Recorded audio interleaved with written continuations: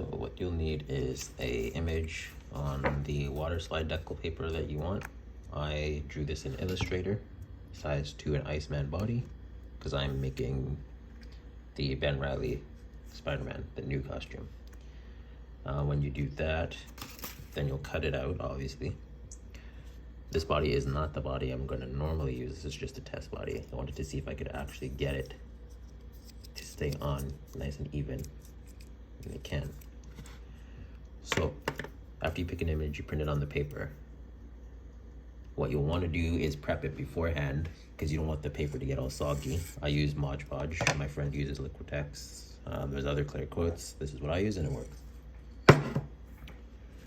And you'll just want a little bit of water. So I got this random tray. And once you get it wet, the edges curl up. You don't want to submerge the whole thing, but you do want it wet.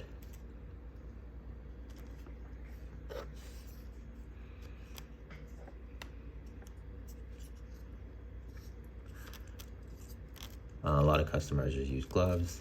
I don't. That's probably a bad habit, but whatever.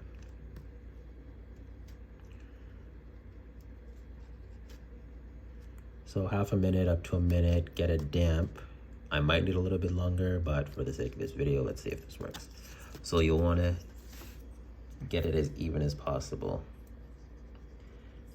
Now this is where the gloves come into play, but you'll want to hold the paper down and then just slide it off. So I moved it up a little bit, you can see that. Then you hold the white in place and drag it off like so. Now, I didn't press it down all the way, so I still have time to slightly just shape it, just rearrange it.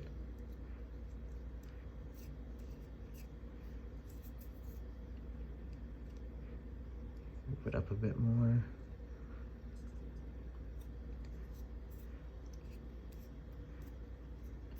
It's uneven, but that's okay. Also, it's kind of curled up, so I also take a damp little bit of water and press the edges down. There's some sprays you can use as well, but for this video, I'm just doing this. Dab it out, dab it out, dab it out. And I don't know if I mentioned, but I got the transparent paper. It's good for tattoos. In this case, Spider-Man. You don't want to use it on anything black. Like I've seen people try to buy the transparent paper and use a yellow image on a black shirt. It won't work. The ink should be darker than the original surface you're putting it on.